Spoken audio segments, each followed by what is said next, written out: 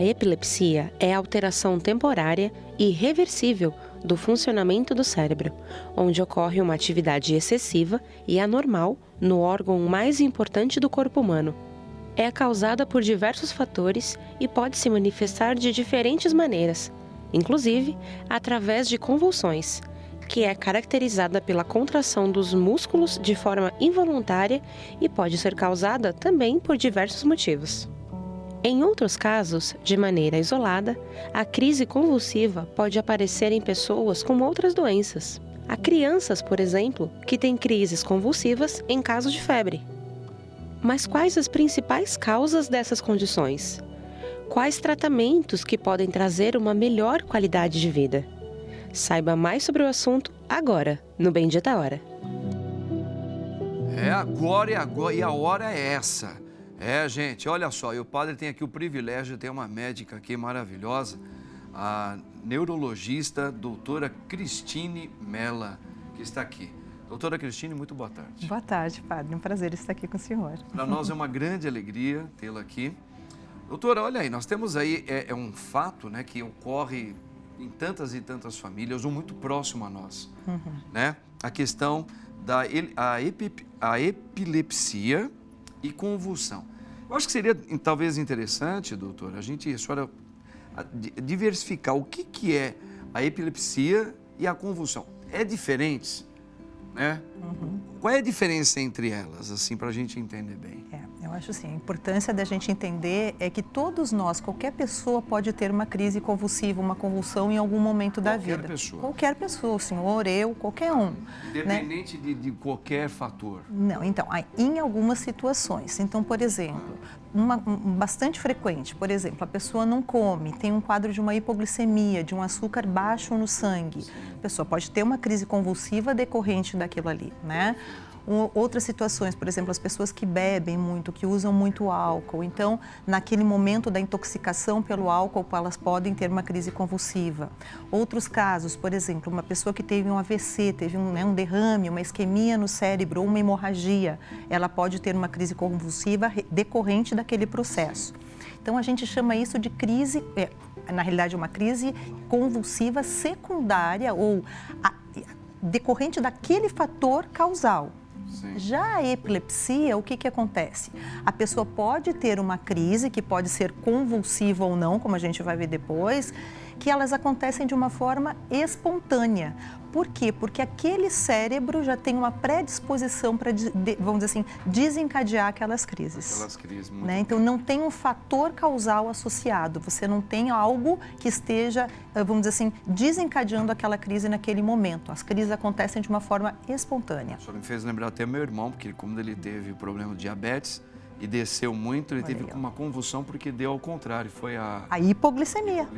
Justamente. Ele teve um período de convulsão que nos assustou muito. Isso. Por quê? Porque o açúcar vamos dizer assim, é o alimento do cérebro. No momento que você não tem o açúcar, né? Sim. Então esse cérebro ele fica deprivado dessa energia e ele acabou então tendo essa crise decorrente desse hiperestímulo cerebral por falta de energia.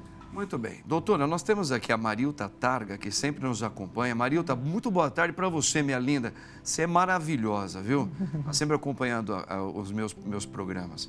Ela diz assim, boa tarde, padre e doutora.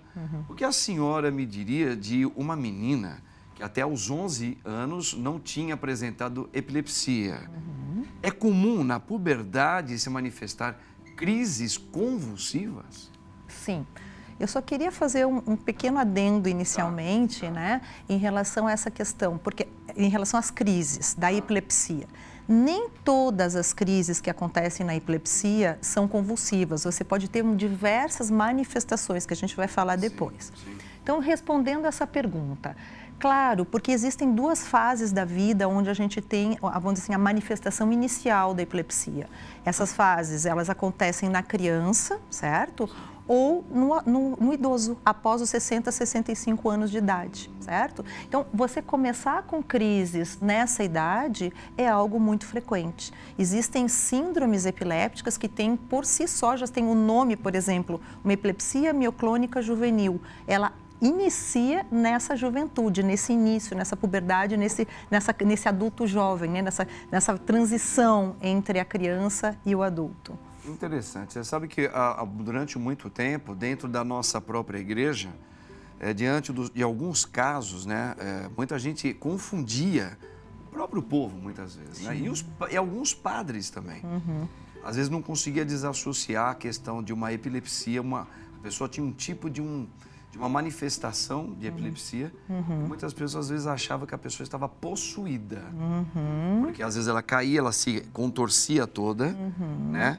E às vezes nem sempre esses gestos eles têm a ver com algum tipo de espiritualidade, mas sim algum problema que já é como a senhora explicou muito bem para nós aqui. Sim. Uma coisa interessantíssima em relação a isso, sempre quando a gente vai dar aula, eu dou aula para os alunos na Santa Casa, e quando a gente vai falar sobre epilepsia, a primeira coisa que a gente fala é a desassociação, então, dessas interpretações, muitas vezes, dos mitos que acontecem ao redor da epilepsia. Então, eu sempre cito, né, eu mostro para eles justamente que existe um quadro que está em Viena, que é um quadro de Rubens, que eu não sei se você já ouviu falar dos milagres de Santo Inácio de Loyola. E é justamente tentando exorcizar, né, ou tirar os demônios daquelas pessoas. Então, na realidade, isso lá naquela época, mas isso se mantém até hoje. Então, a gente precisa desmistificar. Epilepsia não é nada que algo que aconteça em relação à espiritualidade, nada disso. É uma doença do cérebro, né? Uma disfunção dos neurônios do ser humano, né? Sim. Você vê como que a ciência ela ajuda muito a igreja, né? Por isso que a gente sempre tem um casamento entre a ciência, né, e a espiritualidade. A igreja sempre trabalhou com grandes pensamentos. Isso fez ela progredir em muitas palavras que ela coloca como determinações que ela vai colocar diante dessas questões também. Muito bem. Nós temos, vamos ver, aqui temos mais um, é um VT que vai ser colocado?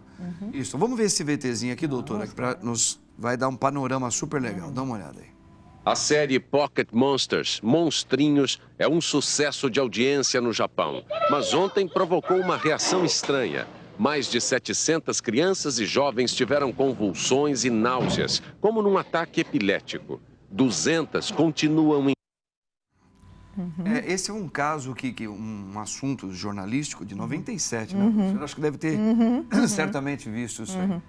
Porque, assim, isso também é um dos casos que podem ocorrer algum tipo de convulsão em massa. Né? Mas o que gera, o que pode gerar isso, doutor? Na realidade, isso, né, o que ele está se referindo ali é o que a gente chama de fotoestímulo, né? Então, assim, porque esses desenhos japoneses, eles têm muito aquela fotoestimulação. Tanto que quando você vai fazer um eletroencéfalo, a gente coloca o fotoestímulo também para ver se evidencia as descargas epilépticas no cérebro, né? Então, o que acontece, isso aconteceu mais recente com Os Invencíveis, eu acho que era um outro filme, né? E justamente que eles já punham como um adendo, né, como uma precaução, que as pessoas portadoras de epilepsia deveriam evitar, né, de ver aquele filme justamente por desencadear. Então, o fotoestímulo, que é isso que a gente está se referindo, principalmente no cérebro das pessoas que tenham essa hipersensibilidade, ele pode ser um fator causal ou detonador de crise, tá? Então, principalmente nessas epilepsias que acontecem de uma forma idiopática, que a gente diz assim, por exemplo, daquele quadro que a moça colocou ali, daquela menininha de 11 anos, essas pessoas que têm essas crises generalizadas, elas podem ter uma fotossensibilidade. Então, até em algumas baladas onde esses tipo focos de luz, antigamente até aqueles globos que saíam. Globos, lembra? Alguns jovens passavam mal, não sabia, ele já tinha tipo de alguma disfunção. Isso. E às vezes ele passava mal, tinha que chamar pai, mãe. Isso. Mas ele bebeu, foi droga? Não. Foi esses disparos que aconteceram. Flashes, sim. Olha, gente, vem papai e mamãe aí, ó, fiquem espertos com isso. Aproveita a doutora aqui, que é uma potência de sabedoria, hein? Agora nós vamos ver um outro VT, doutora, só para deixar o povo aí mais esclarecido sobre esse assunto.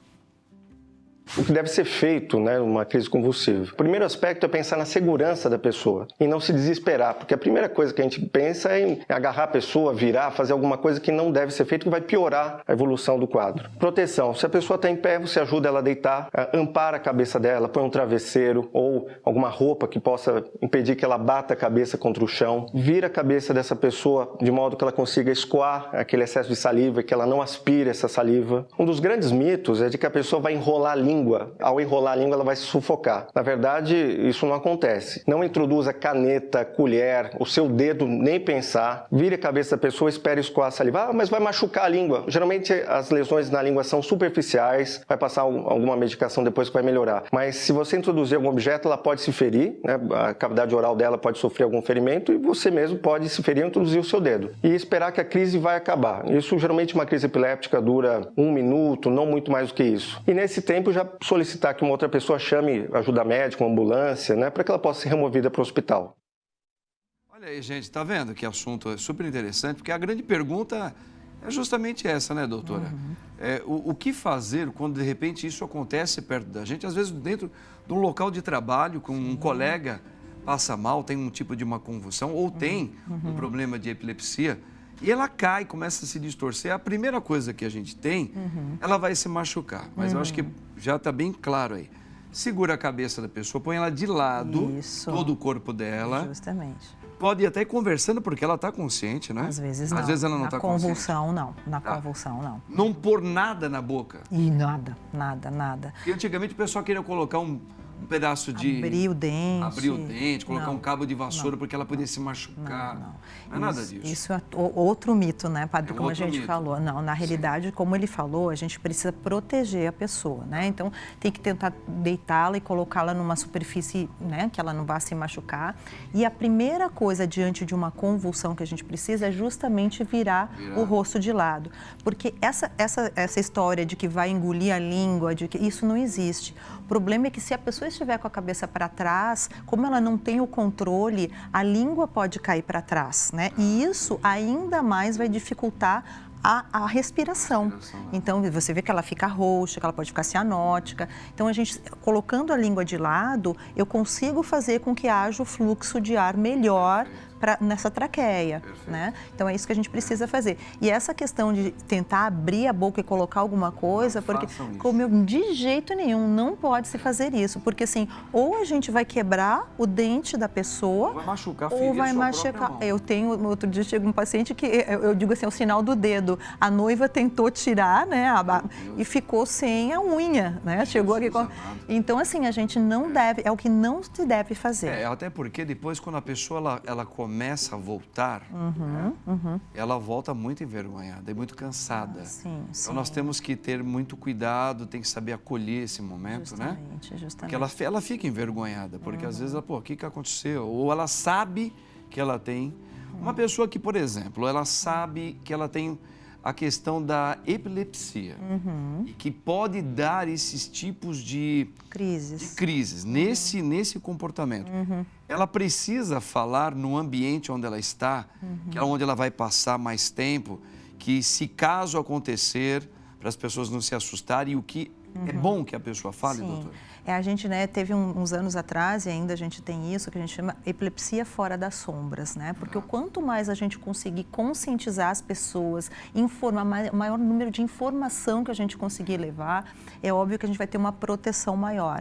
Mas é óbvio que a gente tem os dois lados da medalha, porque muitas dos pacientes, das pessoas portadoras de epilepsia, elas acabam escondendo isso no seu ambiente. Por vergonha ou por medo de perder o emprego. Porque muitas vezes, se ela contar que ela tem a crise... Dependendo da empresa. Aquilo ali, né, ela pode ter. Então, assim, mas claro que o ideal é que as pessoas na escola, as crianças, né, que a professora saiba, para que saiba o que tem que fazer naquele momento, que não se desespere de uma forma muito exacerbada, né, para que, olha, não, essa pessoa ela é portadora de epilepsia, ela pode acontecer delas ter essas crises e o desespero não tem que ser tão grande. A não ser, claro, que essa crise seja uma crise com uma duração de mais de 5 minutos, que aí vai estar colocando em maior risco e que aí sim a gente precisa de levar esse paciente para o hospital, chamar uma ambulância, né, uma situação... No caso de pessoas que têm ainda, voltando a falar, que a senhora desassociou bem as questões aí, da convulsão é uma questão, a questão da epilepsia, a pessoa já tem uma predisposição a isso. Isso. E que pode ter várias performances. Isso.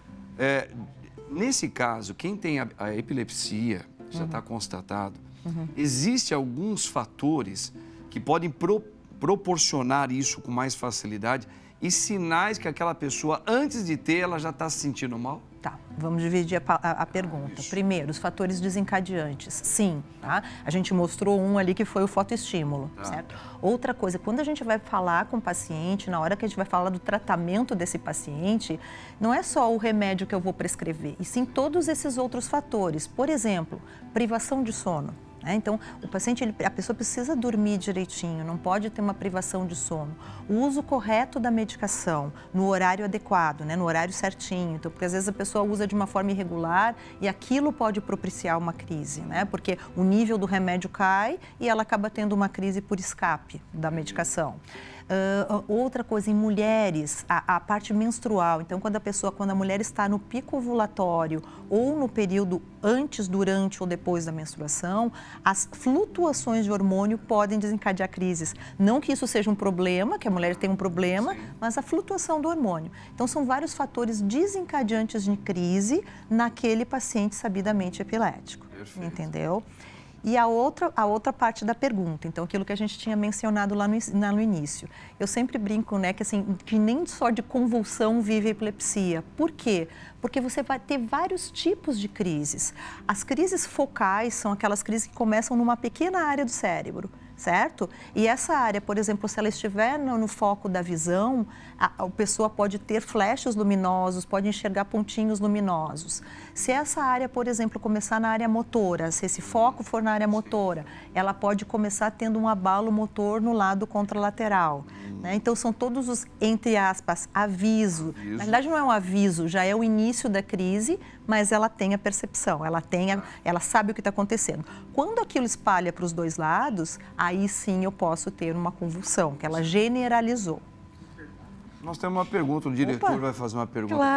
Claro. Doutora, assim, como leigo no assunto Sim. e tudo mais, eu já ouvi falar que existem alguns chips que colocam no cérebro, que implantam, que é para diminuir essas crises convulsivas. Sim. Como que funciona isso? Realmente funciona? É de fácil acesso ou ainda é muito difícil? Sim, aí a gente já está indo para o lado do tratamento, né? Então, assim, o tratamento da epilepsia, ele se baseia, claro, no tratamento medicamentoso, com os vários medicamentos que a gente tem para utilizar. E aquele paciente que não tem, que a gente chama de um paciente refratário, ou seja, aquela pessoa que não responde ao tratamento clínico com as medicações, a gente então vai indicar um tratamento cirúrgico, certo? E na cirurgia, claro, sempre que a gente puder determinar uma área e eu puder remover essa área, vai ser, né, vamos dizer assim, o ganho que eu vou ter, o controle pode ser muito maior. Mas existem casos em que você não pode remover aquela área ou que, vamos dizer assim, as descargas aconteçam em múltiplos locais do cérebro ou de uma forma generalizada. Então, aí sim, nós podemos indicar esses chips. Existem dois grandes, aqui no Brasil, fora do Brasil nós temos alguns outros, mas aqui nós temos um que é o implante do eletrodo do nervo vago, que é vamos dizer assim, um marca-passo que a gente põe no peito e aquilo envolve o nervo vago que passa no pescoço. E aquilo ali fica dando estímulos elétricos que fariam o controle. E o outro é o que a gente chama de DBS, que é a estimulação cerebral profunda, que se usa muito para Parkinson também, que a gente põe no foco ou em áreas de projeção desse foco, na tentativa de fazer o que a gente chama de neuromodulação, de você modular essas vias e fazer com que elas fiquem menos excitáveis e aí sim você vai ter um controle. Então isso a gente faz, nós somos um dos únicos grupos que fazem esse tipo de cirurgia no país e fora do país também, e que a gente, então, quando a gente não consegue fazer a cirurgia ablativa, a gente lança a mão dessas outras técnicas na tentativa de controle de crise. Que interessante, né? Nós estamos vendo aí que não é uma doença tão simples. Não. E parece-me, pelo que a senhora estava explicando, dá para ela se controlar dependendo dos casos, mas a cura mesmo, parece que ela não existe, né, doutora? Porque é uma questão mais do cérebro, já é um pouquinho mais difícil. O que a gente tem é assim, graças, né, ainda bem que se a gente, vamos dizer assim, pegar 100% das pessoas portadoras, dos pacientes com epilepsia, 60% a 70% dessas pessoas, elas vão ter um controle adequado desde que elas usem a medicação adequada e da maneira adequada, certo? E 20% a 30% dessas pessoas vão ter o que a gente chama dessa epilepsia refratária, tá? Então, só nesses 20% a 30% é que a gente vai tentar utilizar essas outras formas de tratamento, certo? Agora, em epilepsia a gente não chama de cura, justamente a gente chama de resolução. Então, o que é uma epilepsia resolvida? É aquela que eu tenho pelo menos 10 anos desse paciente livre de qualquer crise. E sendo que desses 10 anos, ele tem 5 anos que ele não está mais utilizando a medicação. Sim. Certo? Então, isso eu chamo de epilepsia resolvida. Nada impede que essa pessoa, num futuro, possa ter, porque esse cérebro é um cérebro mais predisposto. Sim, sim. Interessantíssimo, hein, gente? Tá vendo?